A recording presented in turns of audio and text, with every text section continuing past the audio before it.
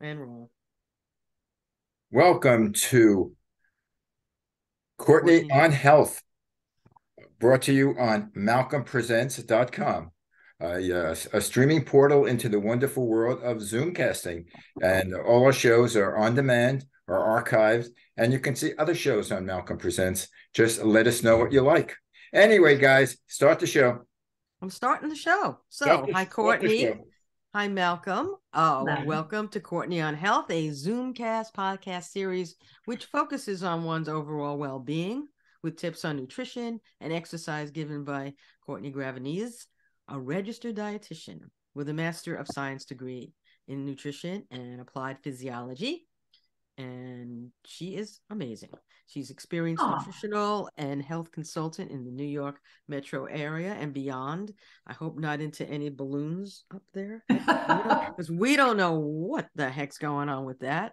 And I will be probably watching the movie Alien soon, and will help guide you on a path to wellness and health. And Um, righteousness. right, and righteousness. I'm going to start with a quote and just a little intro. The quote is by a terrific mycologist named Paul Stamets. He's a mushroom guy, and he wrote, "The maitake mushrooms are known in Japan as the dancing mushroom. According to a Japanese legend, a group of Buddhist nuns and woodcutters met on a mountain trail where they discovered a fruiting of maitake mushrooms emerging from the forest floor. Rejoicing at their discovery of this delicious mushroom, they danced to celebrate." So, mushrooms are truly amazing. They're amazing on so many levels. And while there've been a lot of jokes about mushrooms, psychedelic properties, I can say hi to Cheech and Chong on that. Mushrooms are an important staple in a healthy diet. In an article online by the Cleveland Clinic, it was stated that civilizations have treasured mushrooms as a source of strength and healing. Greeks believed eating mushrooms made warriors strong, while Chinese culture has long considered them a medicinal food for healthy living. And today, Japan has approved a mushroom based drug to treat cancer. So, I mean, things are just, it's amazing what's happening. Mushrooms are popular in the United States as a flavorful, nutritious food. The average American eats nearly 3 pounds of mushrooms a year, according to the Agricultural Marketing Resource Center. Many people also use mushrooms for medicinal purposes in dietary powders, liquids, and supplements. And I think, Courtney, you're going to talk about the real stuff the on real that. deal. The Yes. real The real. deal. Again, I'm going to allude to mycologist Paul Stamets. He said mushrooms are miniature pharmaceutical factories, and of the thousands of mushroom species in nature, our ancestors and modern scientists have identified several dozen that have a unique combination of talents that improve our health. So, Courtney, this is a great topic you picked for today. So start us off about the magical mushrooms, and not Yes. and again not the psychedelic ones, but hey, there's a I lot think of they can. I can think they can be magical even without the hallucinogenic properties to them. But anyways, so yes. Well, hello to both of you. So mm-hmm, mushrooms. Yeah, I feel like this is one of the categories of foods that people, they totally get behind it. I love it. And they're great. Or you get somebody crinkling their nose, and it's like it's a little too weird for me. And that might stem from the fact that so we think of them as vegetables, yeah, mm-hmm, and we'll talk about their nutrition profile in a little bit, but they are neither plant nor animal. They are in the fungus family, and I think for most people, not most, some folks, that's a non-starter. It's like not doing it, not eating fungus. I don't care what you do to it. So hopefully, I'll get a couple of you to turn, maybe reconsider. But if not, it's at least interesting information about this unsung, category of foods that we really should be incorporating more into the diet. So flashback, let's say 20 years ago. So mushrooms in this country, and I'm actually a little surprised by the 3 pounds that you just mentioned, mm-hmm, Maxine, because I feel like that's actually more than I thought it would be. So historically, at least in the United States, mushrooms were like the dieter's dream because they were low in calories, But aside from that, most people considered them nutritionally devoid, right? Just that was their high point, is that they before we continue, were low in calories. Before we continue, what's the definition of a fungus? Because that almost sounds like, oh, I have a fungus. It's a very negative connotation. Well, that's what my point was about. Yeah, I mean, you can have fungus. Sorry, heads up if you're eating lunch. It could be the stuff growing in your shower or your toes. A fungus or among us, it could be the right? stuff that you eat. Yeah, so I mean, there's lots of cultures that eat different types of, funguses. And quite frankly, in terms of mold, one of our tried and true, antibiotics came from that. So lots of good things come from these seemingly nasty. That was penicillin, right? Microorganisms, correct. So it's a fungus, and so many different varieties. I just have a couple of examples here, but there's portobello. Those are the really big ones. A lot of people grill them. I'm going to talk about ways to incorporate them into the meals, but they're wonderful grilled. But they're the telltale sign of those are the really large ones with a very thick stem to them. Most common, at least in the United States, would be, do I have them here? The white ones. Or stuffing mushrooms.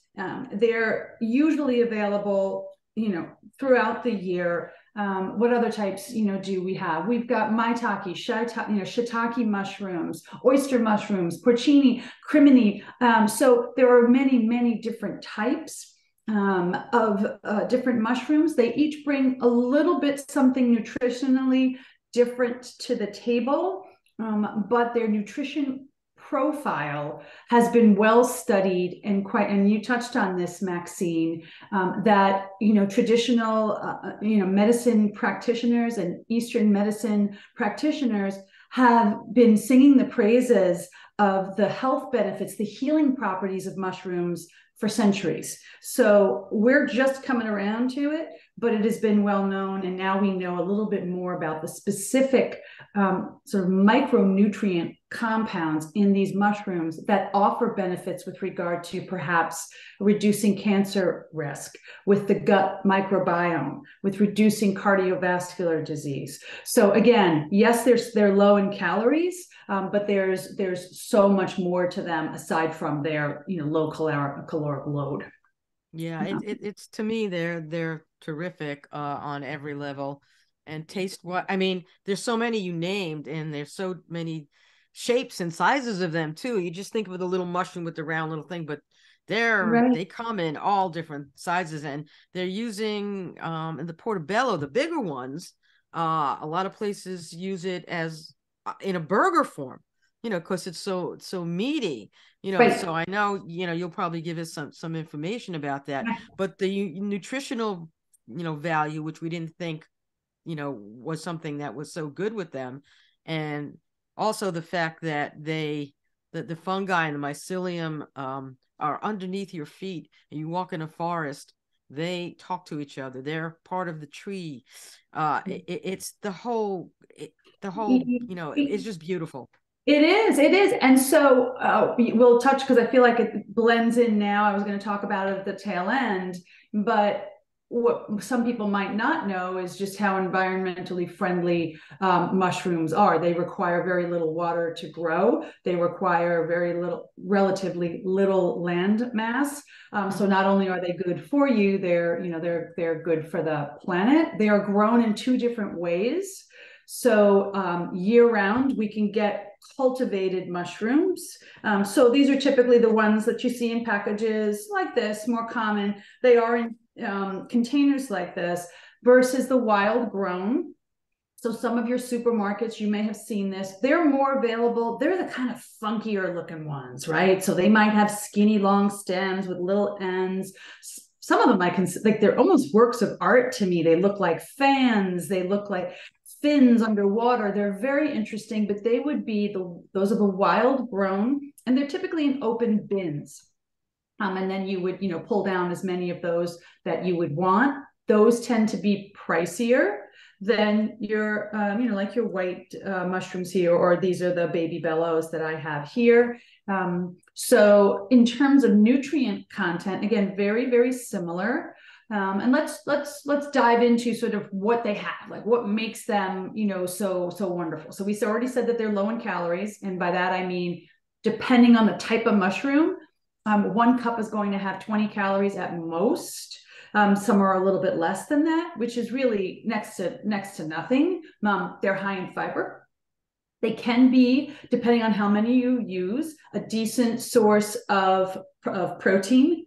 Very high in B vitamins, particularly B2, B3, B5, and folate. They're high in potassium. They're high in copper. They're high in phosphorus. And depending on how they're grown, they all contain some degree of vitamin D, which if anybody who's listening right now follows this show, we've spoken about vitamin D before, and there are very few food sources that have vitamin D. So we know the importance of getting enough vitamin D, but finding it through just foods can be a little tricky. Mushrooms can be a good source of that vitamin D. It's largely driven by how much light exposure the mushrooms have. So generally speaking, your wild grown shrooms are going to have a greater amount of vitamin D than your cultivated. But I've actually been doing a little bit more reading because I'm fascinated by this, and I can't corroborate this just yet. I'd have to look at a little bit more data, that if you expose cultivated mushrooms to sunlight, you can actually boost the vitamin D content. Yeah. It's crazy. It's crazy stuff. They're just an incredible, something that we're not looking at. I think first now, if people out there can catch the movie Fantastic Fungi, it's a documentary, and it's worth it. They go. What's it called? Fantastic Fungi. Yep, absolutely. It's okay. Catch it. It goes a little into the cyberpsychic, the psychological aspects of it, but the majority of it is, it tells you about the mushroom. And I think Paul Stamets is actually in it. Okay. He's like the mushroom guru. Yeah. So, but it'll it's pretty crazy. Not to bring a negative tone to this, but as a city boy growing up in Brooklyn, I've always been warned, do not pick mushrooms up because some of them are poisonous. Right. Yes. Thank you for bringing that up. Yeah. Yeah. Do not forage on your own. There's an art and a science to it. So it is not, even if you have them available, to your point, Malcolm, in a forest that's near you or nearby a hiking trail, that is not, buy them in a store that has the wild or the foraged mushrooms, farmers markets, where a trained individual, somebody with a specialty who knows what they're doing, has picked them and done the due diligence on it. So this is not something to be dabbled in. You can get very, very ill by going into a forest and picking on your own if you don't know what you're doing. So it's a way of discovering what a poison mushroom is, or is it good, or it's too technical at this point? You probably need to have a person go with you who knows this. Yeah, it's beyond my skill set. So I either choose them at farmers markets or grocery stores. I find, like, even in traditional grocery stores, not even necessarily, gourmet, quote unquote, gourmet grocery stores, they have a decent selection of wild and cultivated mushrooms. And then certainly farmers markets.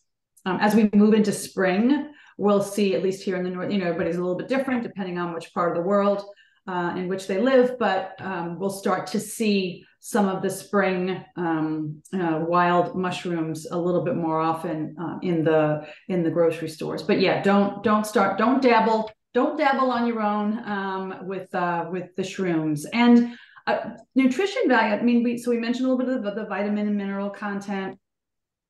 Something that has been, we mentioned that at least in the United States, we're new to this research, but in Eastern medicine, they've really looked and studied to a great extent the amount of something called a beta-glucan, which is a type of polysaccharide. So breaking it down, I was going to throw a science lesson in here, right? Many saccharide sugar. So it is a complex carbohydrate. These beta-glucans are considered prebiotics, which is basically the food that feeds the probiotics, creating an environment for a very healthy gut. So a lot of the research in support of increasing mushroom intake really surrounds itself around this wonderful, these beta glucans that seem to be particularly beneficial. So again, there are other sources, certainly, but mushrooms in particular have that wonderful beta glucan content, maitake and shiitake mushrooms in particular. So how do you cook mushrooms? I mean, what's a good, recipe, or what do you suggest? What's the best way to prepare them so that people will like them when they eat them? Yeah, sure. So first, let's start with giving them, like, how do you clean them, right? Because I think some of the ooh, I don't want that, is that even ones like this, I don't know if right, they have dirt on them, right? There's dirt on, right? So it creeps people. I get it.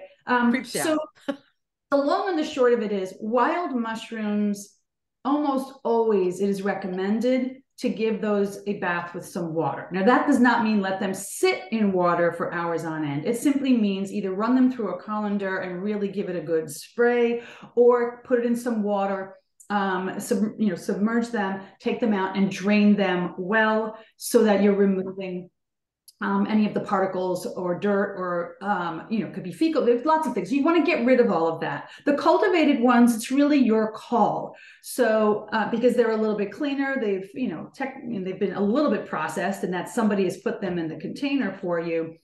Those you can get away with a damp paper towel, and I've had one of these, and I love this. It's like, a kitchen gizmo, totally not necessary. You guys know I'm very reasonable, but I don't know if you can see my cute little, it's the shape of a mushroom. It's a mushroom brush. So it's just a little handle, and then the end of it is extremely soft bristles. So it makes brushing off any of the particles on the mushroom very, very easy, without destroying the very delicate mushroom underneath it. Again, I like that. I like that product. It's very cute. It's cute to me. So I had to like. I like cute things. And I like mushrooms, so I really should get it. And not being familiar with the nutritional value of mushrooms, is there any difference between, like, when I think of a mushroom, I think of the head and then a stalk coming out of it? And the stalk comes right off. If, like, you bend it, it comes out. Is there any different nutritional value between the stalk and the head, or are they both the same? Not to my knowledge, but I don't believe so. I think many people, just because of the texture, there is a slight texture difference between, usually, particularly of these, like a portobello mushroom. Like, if you've ever had one, the big cap part has that wonderful sort of almost meaty texture to it, and the stem part might be a little bit chewier, I want to say. Yeah. So like some muscle people, type of thing, yeah. Discard it. I will tell you, and I remember this. I grew up eating mushrooms. We had stuffed mushrooms a lot, and my mom separated out the stems from the caps before she stuffed the caps. And then I'll get back to answering your question, Maxine, about how to prepare them. And we'd stuff the caps, and then she would saute with garlic and parsley and some olive oil the ends. And I think largely that was driven from her being just extremely frugal, and she wasn't going to throw away something that she had already purchased. But that was a way. You can certainly eat the stems. There's nothing wrong with them. They're edible. They might just have a slightly different texture. A little chewier, pretty much. And if you saute them like your mom did, they'll soften up a bit, so it won't be bad. So I love that your mom did that. My mom was very frugal as well. So salads, you could put them in. You could certainly eat them raw. You could put them, one of the easiest ways is just to give them, like a little cleaning, like we just mentioned, and slice them up and put them into a salad. If you are going to cut them ahead of time, and by the way, this is just a sort of a pro tip shopping thing, I would recommend, unless you really are short on time, don't buy the pre-sliced mushrooms in the store. This is fine. They're whole and intact. But the more surface area that's been created before you buy them, the greater oxidation, and they're going to go quickly, go bad quicker. So buy them intact and do your prep at home if time allows. So certainly throwing them into salads. I think soups and stews are a great way to incorporate any type of mushroom, whether it be meat-based or you just want to add more veggies. We're calling these veggies. I know that they're a fungus, into the diet. And the beauty of using them in soups and stews is that any of those particularly sensitive vitamins that might be sensitive to heat or light, a lot of that is going to get leached into the broth. So the stew broth, the soup broth. So you're not losing, you're losing very little, I should say, of that nutrient value. So soup, stews, fantastic. Omelets. Max, I'll let you share how you incorporated yours this morning. Grilled portobello mushrooms. Now, I was like, well, what do you do that for? I'm like, well, it can be an appetizer. It can be an alternative to a hamburger. Now, when I say that, okay, because it's like, it doesn't taste like a hamburger. It's not. I'm not comparing it it's not supposed to taste like a hamburger. It's an alternative. It's great. I mean, you can put different stuff on it. So they really are wonderful, but it lends itself quite nicely to either, being the burger alternative or as a side dish. You can stuff them, as I mentioned before, and whatever you stuff them with is very forgiving. It doesn't have to be anything fancy. It can be simply herbs, a little bit of, if you have leftover sourdough bread, that's gone stale, you kind of grind that up, put a little garlic in there, and then just bake them with a little drizzle of olive oil. It's very again, it's very forgiving in terms of how you would use them. Max, you had a great way that you just described on how you. Yeah, I use it. I use it for breakfast, but it could be lunch, it could be dinner. I like polenta, and so I usually I clean and dice up my mushrooms, I onions, some pepper, and depending, sometimes if I might put tomato, slice a little bit just to. And I just saute that with the polenta that I usually slice it up. Sometimes I make it myself. Sometimes I'll make it from the tube, depending where my mood. And then I just saute it, and then I usually put some hot sauce on it. There you go.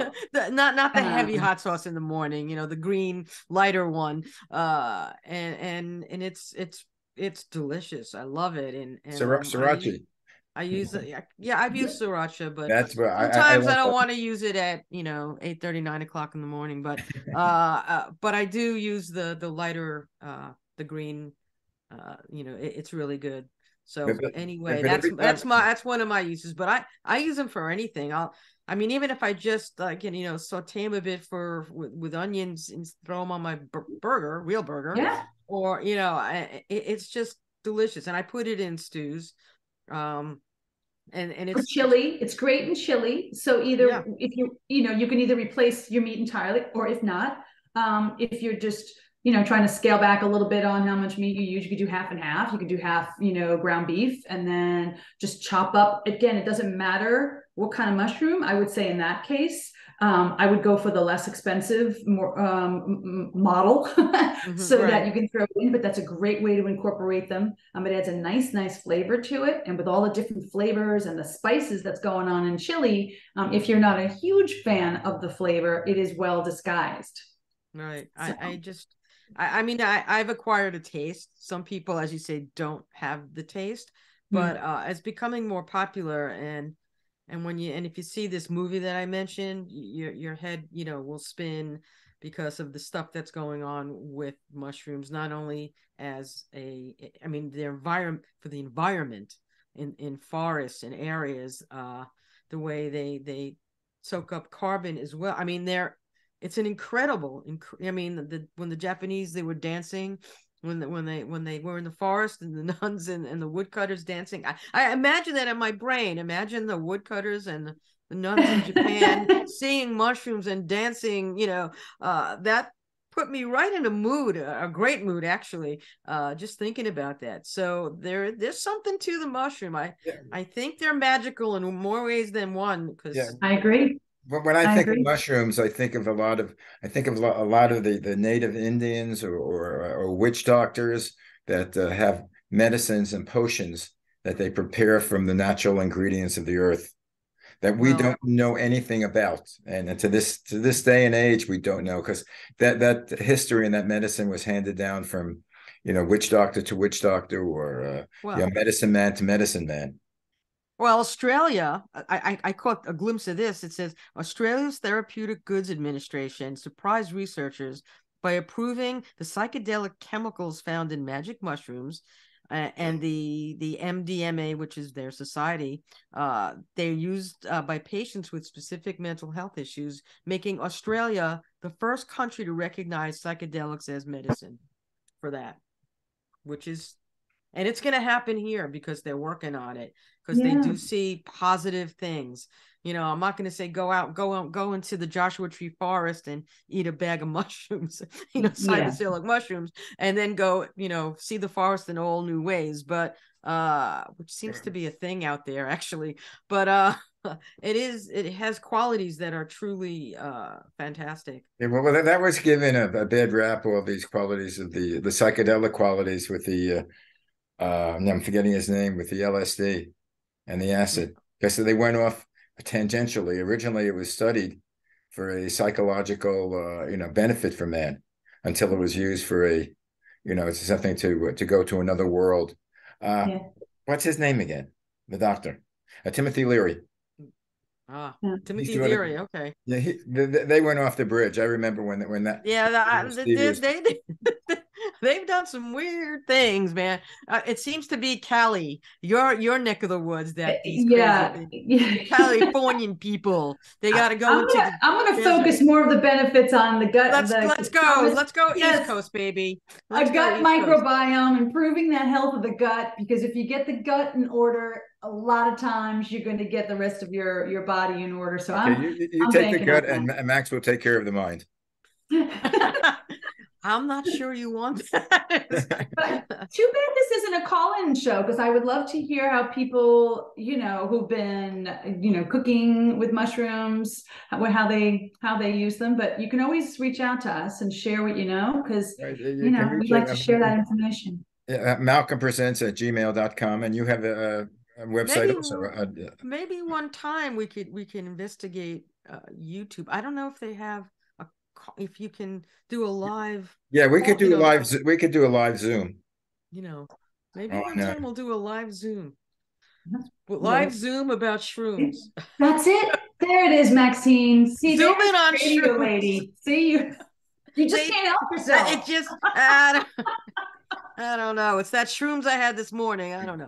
But it's all good. It's all good stuff. There's a lot of really terrific things, and people should just a lot of the fruit. Well, as we go over every week, there are lots of fruits and vegetables and herbs that are naturally grown that are good for us.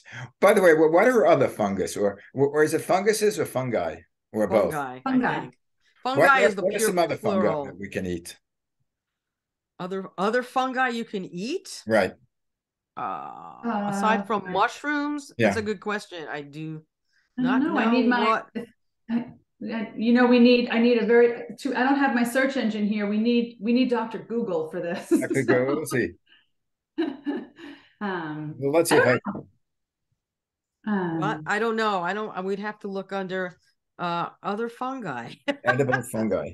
I know the edible fungi is going to probably come up with mushrooms, and it'll probably come up with the crimini, enoki, maitake. It'll come up. That's right. So, but enjoy your mushrooms. Share with us what you know, and what you've tried and what you like. Yeah, go to Courtney on Health online, or go on Facebook and shout out. Give us your mushroom experience. Well, mine will be a recipe. What is the fungus that is edible to humans? Hen of the woods. Have you ever heard of that? I think that's a mushroom. It's a mushroom. Okay. It's all going to be mushrooms. Oyster. I mean, you're not going to eat fungus off your. I'm not even going to go there. But no, I'm not. At least I stopped. I stopped myself because I was going to say something. But I think, at this point, we're kind of at the end, so we're going to I think you need to take us out, Max. I'm going to take us out, because if I start going, it's going to be not good. Anyway, because I'll, Okay, take us out, Max. I'm taking. This has been a very fun experience with mushrooms. And Just look in your place to buy them. Make sure you don't go into the forest and take something weird. So that's my tip. And so thanks for joining us for Courtney on Health. To get more info, follow Courtney on her Facebook page, which is Courtney on Health. She's on Instagram and TikTok at CLG Wellness. Visit her website, CourtneyGravenese.com. For more shows, go to MalcolmPresents.com and TheManyShadesOfGreen.com. Courtney on Health, Smart Sound Nutrition, Strong Safe Fitness, and we'll catch you again next time. See you next time. Bye. And also, Bye. guys, don't forget YouTube. All our shows are on YouTube. Right. And you go to MalcolmPresents.com and just go to the show you want. And of course, the show you want is Courtney on Health, because you cannot find that information on any other programming. That's right. Except the podcast too. We forgot to mention that. Courtney on Health podcast. So listen in. All right, guys. And you can see us. I don't know if that's a benefit or not. Anyway, bye. See you next week. Take care.